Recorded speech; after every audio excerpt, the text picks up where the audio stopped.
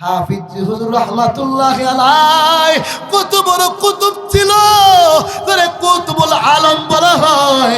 যে হাফিজ হুজুর সব সময় কোরআন তেলাওয়াত করতো, এমন কি আল্লাহর কুতুব হাফিজ হুজুর রহমাতুল্লাহি আলাইহি এমন জাকিরিন ছিল,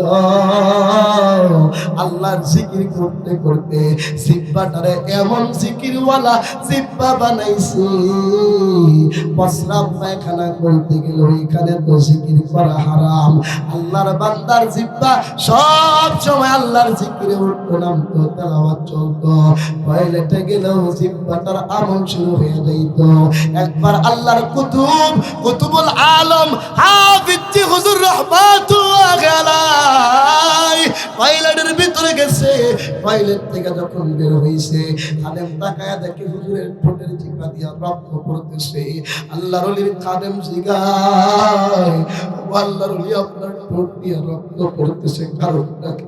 আল্লাহর কুতুব বলে, আরে খাদেম, আমি টয়লেটে যাওয়ার পরে আমার জিহ্বাটার আমল শুরু হয়ে গেছিল। ওইখানে তো আমার আল্লাহর নিষেধ, কিন্তু আমার জিহ্বাই মানে না, জিহ্বা চলা শুরু হয়ে গেছে। আমি যে আমার জিহ্বাকে থামানোর জন্য ওই যে ওই ঠোঁটটাকে, ওই জিহ্বাটাকে দাঁত দিয়া চিপা দিয়া ধরছি। ওই চিপ দিয়া ধরার কারণে ঠোঁট কাইটা চিপা কাইটা রক্ত বের হইতেছে। আউলিয়ারা করে উতবা ইখতিয়ার, জাহেলারা করে দুনিয়া ইখতিয়ার। ভাই শেষ কথা লম্বা হয়ে গেছে গা। হাফিজ হুজুর রাহমাতুল্লাহি আলাইহি ছিল আল্লাহর ওলি, উজানির পিসাব আল্লাহর ওলি, নানুপুরের পিসাব আল্লাহর ওলি, হাটহাজারির হযরত আল্লাহর ওলি, চরমনার পিসাব আল্লাহর ওলি। ঠিক কিনা কোন? আল্লাহ আল্লাহ ক্যা মুবারক নাম হায়, আল্লাহ আল্লাহ ক্যা মুবারক নাম হায়, আল্লাহ আল্লাহ মুমিনু কা কাম হায়, আল্লাহ আল্লাহ জাকিরিন কা কাম হায়। আল্লাহ বলেন, নবী গো, আপনাকে যারা ভালোবাসবে আমি আল্লাহ তাদেরকে ভালোবাসবো, আর একটা পুরস্কার আল্লাহ দিবে। আল্লাহ বলেন, বান্দা বান্দিরা রে, তোমরা যদি আমার হাবিবকে ভালোবাসো, তোমরা যদি আমার হাবিবের ইত্তেবা করো, তাহলে আমি কথা দিলাম তোমাদের জিন্দেগির গুনাহ খাতা আমি আল্লাহ মাফ করে দিব। সূরা বলেন সুবহানাল্লাহ। জিন্দেগির গুনাহ খাতা আমার আল্লাহ মাফ করে দিব। আমার আল্লাহ আপনারে আমারে ভালোবাসবো। কারে ভালোবাসলে? নবীকে ভালোবাসলে, নবীর ইত্তেবা করলে। কারণ দুনিয়াতে আল্লাহ তাআলার যত হুকুম আছে, সকল হুকুমের ভিতরে নবীর তরিকা আছে না নাই? নামাজ পড়বেন, মন মতো পড়লে চলবো নি? রোজা রাখবেন, রসুলের তরিকা আছে না নাই? সকল ইবাদতের ভিতরে নবীর তরিকা আছে। আল্লাহ তাআলা বলেন, ও শ্রীরামপুরবাসী, আল্লাহ বলেন তোমরা তোমাদের নবীর ইত্তেবা করো, তোমরা তোমাদের নবীকে ভালোবাসো। কারণ তোমরা তোমাদের নবীর ইত্তেবা যদি করো, আমি আল্লাহ তোমারে ভালোবাসবো, আর আমি আল্লাহ তোমার জিন্দেগির গুনাহ খাতা মাফ করে দিব। ও ভাই, নবীরে কেন ভালোবাসবা না? এর এলাকার যুবক, ও বৃদ্ধ বাবা, ও পর্দার অন্তরালের মা বোনেরা, জাননি কেমন নবীর উম্মত আল্লাহ আপনারে আমারে বানাইছে? এমন নবীর উম্মত আল্লাহ আপনারে আমারে বানাইছে, যেই নবীর উম্মতের এত সম্মান। যেই নবীর উম্মত কারা? মানে আপনি আর আমি, আমরা। এই নবীর উম্মত জান্নাতে যাওয়ার আগে কোন নবীর উম্মত জান্নাত যাইব দূরের কথা, কোন নবীরাও জান্নাতে যাবে না, যাবে না। সুবহানাল্লাহ। শুধু কি তাই, কেমন নবীর উম্মত হয়েছ জাননি? কেন নবীর ইত্তেবা করবা না? কেন নবীকে ভালোবাসবা না? কেন নবীর দেখানো পথে চলবা না? আল্লাহ পাক রব্বুল আলামিন বলেন, আরে জগতের মানুষ রে, আল্লাহ রব্বুল আলামিন বলে তোমরা তোমাদের নবীর ইত্তেবা করো, কারণ আমগো নবী তো দামওয়ালা নবী, শানওয়ালা নবী, মানওয়ালা নবী।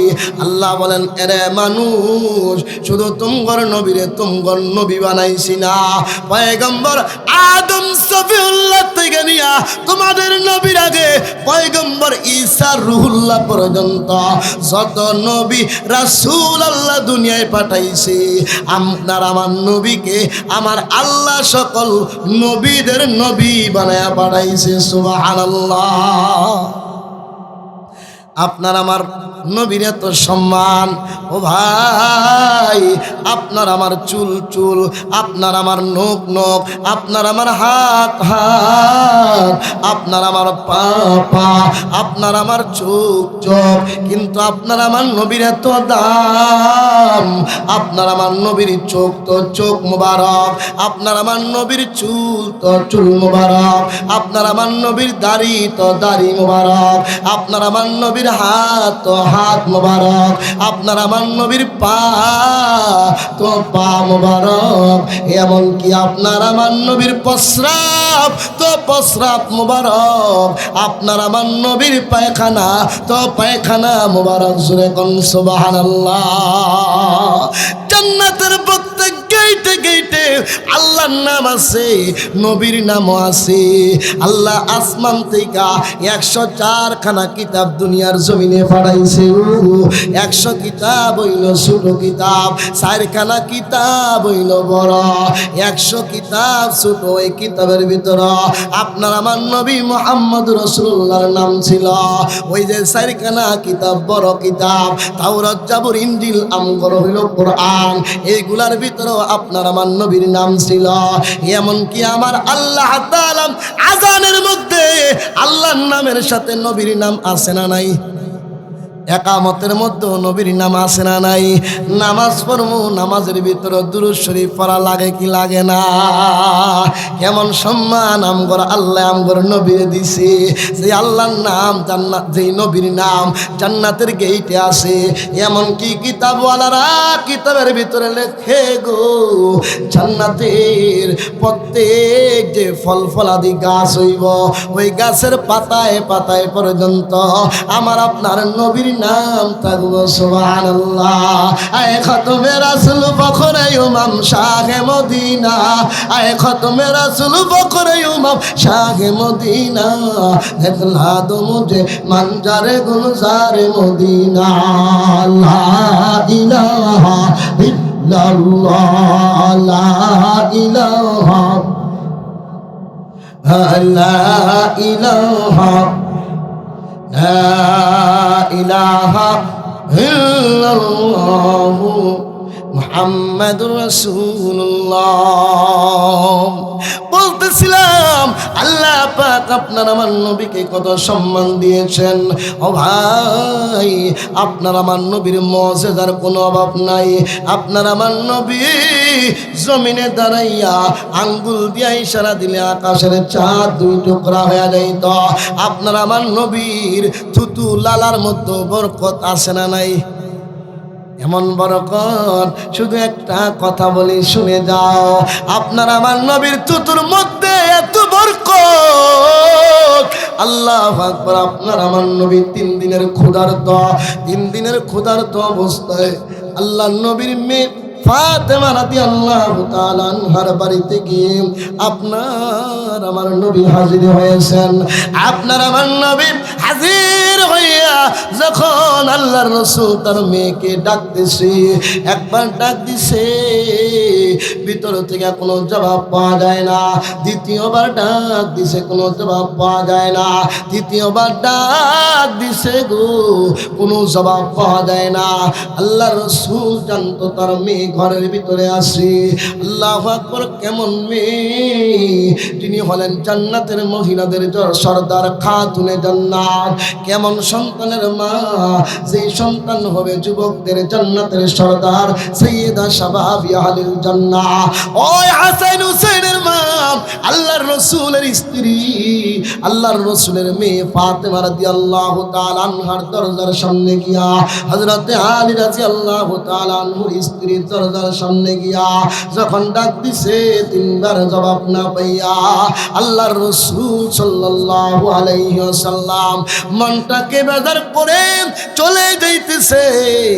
এমন সময় ঘরের ভিতর থেকে একটা কান্না মাখা আওয়াজে ডাক দিয়া বলে, আব্বা গো, ও আল্লাহর নবী, দাঁড়ান দাঁড়ান, আমি বুঝছি আপনি রাগ করে চলে যাইতেছেন।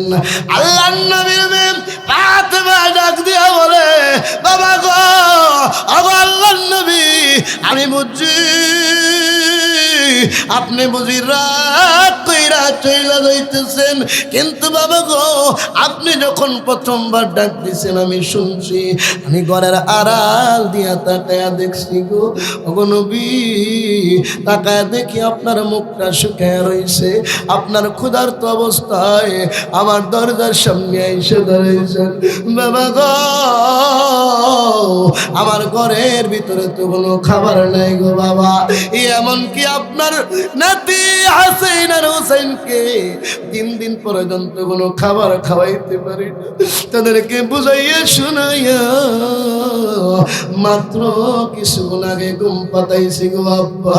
আব্বা গো, ও আব্বা, আমি বুঝছি আপনি রাগ কইরা যাইতেছে, কিন্তু কি করবো আব্বা গো, আমার ঘরও তো খাবার নাই।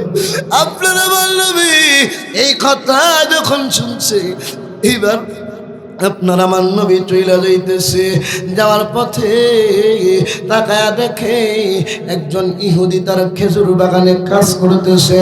আপনার আমার নবী ইহুদির কাছে গিয়া বলে, ইহুদি রে, ও ইহুদি, তোমার খেজুর বাগানে কোনো কাজ আসেনি? নবীজি যখন এই কথা বলল, ইহুদি কয় আছে, এই যে কুয়ার থেকে পানি উঠাইয়া 1 বালতি করে পানি নিবা, 2টা করে খেজুর পাইবা।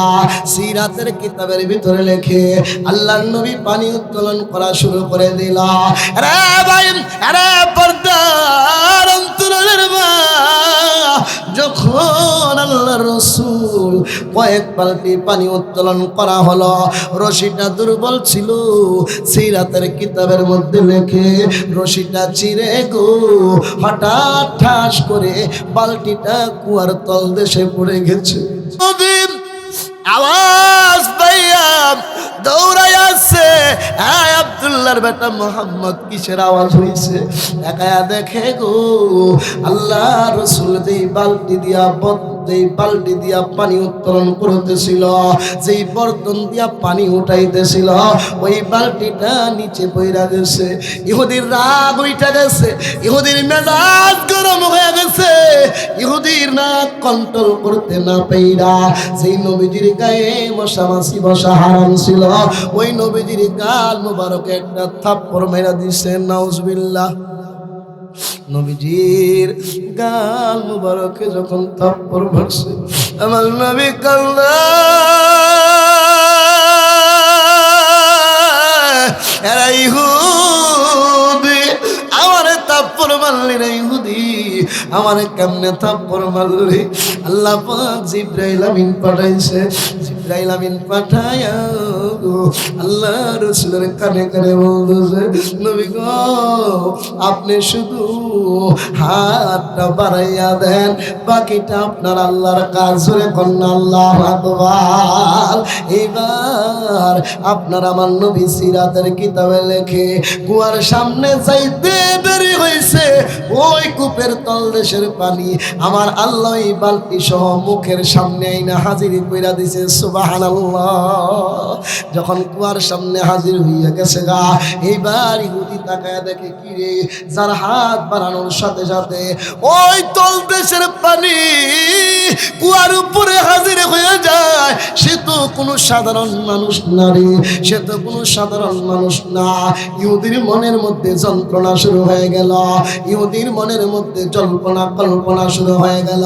ইহুদি কয় এমন মানুষের গালে আমি থাপ্পড় মারছি যে হাত দিয়া এমন মানুষের গালে হাত থাপ্পড় মারছি ওই হাত আর আমি রাখবো না। ইহুদি একটা চাকু লইয়া ওই হাতটা কুপ দিয়া কাইটা ফেলাইছে। নবীজি তাকা দেখে রে ইহুদির হাত কাইটা গেছে, ইহুদির হাত কাইটা ফেলছে, হাত থেকে রক্ত বাইয়া বাইয়া পড়তেছে, হাত দুই টুকরা হয়ে গেছে। নবীজি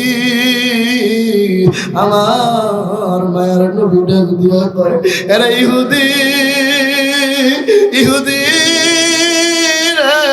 হাত কেন কাটলি রে ইহুদি? ইহুদি ডাক দিয়া বলে ওগো আব্দুল্লাহর বেটা মুহাম্মদ তুমি যে এত মহামানব, তুমি যে এত ভালো মানুষ, তুমি যে এত পাওয়ারফুল আমি আগে জানতাম না। তোমার মতো মানুষের গালে থাপ্পড় মারছি আমার সহ্য হইতাছে না। এই জন্য যে হাতটা কাটছি ওই হাতটা আমি নিজের হাতে কাইটা ফেলছি। এরপরও আমি তোমার কাছে মাপ চাই, তুমি আমারে মাফ কইরা দাও। আল্লাহর নবী তো দয়ার সাগর, দয়ার ভান্ডার। আপনার আমার নবী ডাক দিয়া বলে আরে ইহুদি আয় আয় আমি তোরে মাফ কইরা দিয়েছি সুবহানাল্লাহ গান। এবার আপনার আমার নবী ওই মুখের থেকে একটু থুতু লইয়া লালা লইয়া ওই কাটা হাতটা লইয়া গো আল্লাহর নবী কাটা হাতটা লইয়া ওই কাটা হাতের সাথে ওই হাতটা লাগাইয়া মিশাইয়া নবীজি থুতু মুবারক লইয়া ওই আঙ্গুল দিয়া শুধু লাগাইয়া দিছে। নবীজির থুতু মুবারক লাগার সাথে সাথে বিনা অপারেশনে কাটা হাত নবীর থুতুর বরকতে জোড়া লাইয়া গেছে।